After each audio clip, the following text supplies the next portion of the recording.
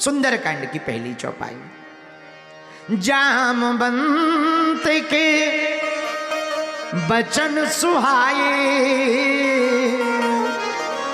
सुनी हनुमंत हृदय तिवाए। अच्छा, हनुमान जी जाने के पहले बूढ़ों का आशीर्वाद क्यों ले रहे हैं? बूढ़ों का आशीर्वाद लेना जरूरी है। जिसकी जिंदगी में बुढ़ापे ना हो उनकी जिंदगी नीरस ही रहती। हाँ, अमीर वो नहीं है जिनके घर बड़े बड़े कुत्ते पलते हैं। अमीर वो नहीं है जिनके घर बड़े बड़े कुत्ते पलते हैं। अमीर तो वो है जिनके बूढ़े लोग घर के बाहर बैठकर हंसते हैं। पहले की अमीरी में आज की अमीरी में बड़ा अंतर हो गया। पहले परिवार इकट्ठा हो, एक साथ हो, बूढ़े हंस रहे हो तो अमीर माना जाता था। आज के ज़माने में कुत्ते बाहर बंधे हों, बोर्ड टंगा हो, कुत्तों से सावधान, तो अमीर माना जाता है। जमाना बड़ा अजीब हो गया है। पर पहले का और आपका, हनुमान जी ही बचाएं, बोलो सीताराम। पर बूढ़ों का होना जरूरी है। सुंदरकांड से सीखना है। कैसे? एक दिल्ली का लड़का था, पश्चिमी बिहार का, उसको इलू इलू हो गया, लबेरिया। तो शादी करने की जिद पे अड़ गया। लड़की के घर वाले मना करने लगे, हम नहीं करेंगे, अपनी बेटी नहीं देंगे। पर लड़का और लड़की दोनों ज्यादा ही जुड़ गए, क्योंकि दिल्ली में तो ये आम बात है। तो लड़की के पिता ने बड़ी मुश्किल से हां कही, पर एक शर्त रखी कि सुनो, शादी तो हम करेंगे, बेटी तो देंगे, पर शर्त है। क्या? लड़के की जब बारात आए तो बारात में एक भी बूढ़ा आदमी नहीं आना चाहिए। तो लड़के ने सोचा, बूढ़ों का काम ही क्या है? अगर ये शर्त में शादी हो रही है तो बाहर में गया। बूढ़ों का काम क्या है? शादी हो जाए, बाद में फूफा मौसा को मना लेंगे, घर पे बढ़िया उत्सव करवा देंगे, घर पे सब रिश्तेदार बुला लेंगे। शादी में करना ही क्या है बूढ़ों को? तो लड़के सब बोले, सुना, एक भी बूढ़ा आदमी नहीं जाएगा, सब जवान जाएंगे। तो लड़के का फूफा नाराज हो गया, क्योंकि शादियों में फूफा नाराज हो ही जाता। और फूफा की उम्र थी 72 साल। फूफा बोला, शादी हो या ना हो, पर अपन शादी में तो जाएंगे। लड़का बोला, शर्त ये है कि बूढ़े नहीं आ सकते, तुम कह रहे कि जाएंगे। बोले, वो तो चाहे जो हो जाए, हम जाएंगे मतलब जाएंगे। अब बड़ी आफत हो गई, क्या किया जाए? फूफा बोला, चाहे जो हो, तुम ना लेके जाओ, हम पैदल जाएंगे, बैलगाड़ी से जाएंगे। चूंकि फूफा भी चांदनी चौक का था, दिल्ली का। तो लड़कों ने सोचा, वो उपाय क्या है? बोले, एक उपाय है। बोले, क्या?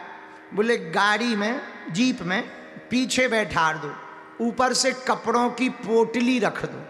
जब शादी की भावना हो जाएंगी तब फूफा को निकाल लेंगे बाहर। सो जाना भी हो गया, फूफा भी संतुष्ट और शर्त भी मंजूर। कहिए ठीक है। फूफा बोलो, हमें ये स्वीकार है, कोई दिक्कत नहीं। अब फूफा पीछे बैठ गया, ऊपर से कपड़े रख दिए, गाड़ी गई अंदर। जैसे ही बारात आई पश्चिम बिहार में, जनवासे में रुकी, तो लड़की वाले के पिता ने, लड़की के पिता ने फिर से एक मैसेज भेजा संदेश वाहक से कि सुनो, शादी तो हमें करनी है, पर जो पश्चिम बिहार के बाहर से एक नदी बह रही, इसमें अगर पानी की जगह दूध की धार बहवा दें तो शादी होगी। अब सब लड़के टेंशन में कि बताओ, कहीं दूध की धार बहाई जा सकती है? इतना दूध कहाँ से लाएंगे? मान लो इतना दूध मिल भी गया तो दूध की धार बहाना बड़ा मुश्किल है, बड़ा कठिन है, ये बहुत कठिन काम है। इसका मतलब सीधा सा है, शादी होनी नहीं है, बेकार में बेफिजूली में दिमाग खराब कर रहे, चलो वापसी। जाने लगे तो लड़कों ने कहा, जा तो रही है, फूफा काहे को मर जाए, उसे निकालो। तो कपड़े हटाए, चलो फूफा, कहाँ? घर। क्यों? शादी हो गई? अरे कहाँ भाई, उनने दूसरी शर्त रख दी। क्या शर्त रखी? बोले उन्होंने कहा पश्चिम बिहार के बगल में जो नदी बहती है उसमें पानी की जगह दूध की नदियाँ बहलवाओ। अब बताओ कहीं दूध की नदी बहाई जा सकती? तो फूफा बोला छोटी मोटी बातों पे बारात बाहर वापस ले जाते हैं क्या? छोटी मोटी बातों पे बारात वापस जाती है? लड़के बोले ये छोटी बात है? अरे बोले इसीलिए तो हम फूफा हैं। खबर करो। क्या?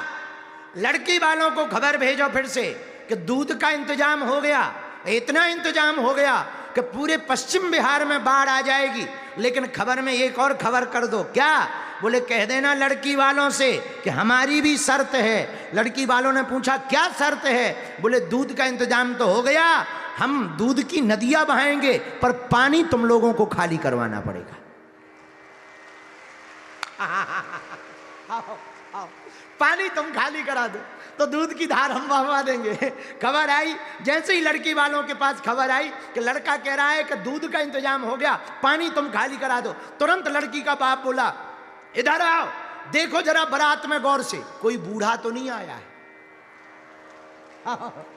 देखो जरा कोई बूढ़ा तो नहीं आया है। बोले क्यों?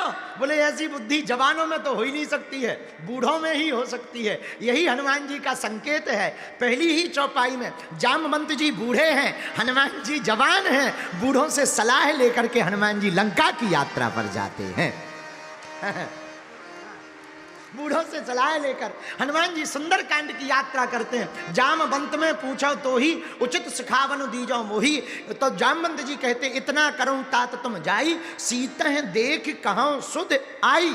इतना सुनते ही हनुमान जी महाराज जामवंत के वचनों को सुनकर वही चौपाई पूरी हो गई। जामवंत के वचन सुहाए, जामवंत के वचन सुहाए, जामवंत के वचन सुहाए। सुनि हनुमंत हृदय अति भाए, सुनि हनुमंत हृदय निभाए। जामवंत के वचन सुहाए, जामवंत के वचन सुहाए। यही से सुंदरकांड इसी चौपाई से शुरू होता है और पूरा सुंदरकांड का सार एक चौपाई में है।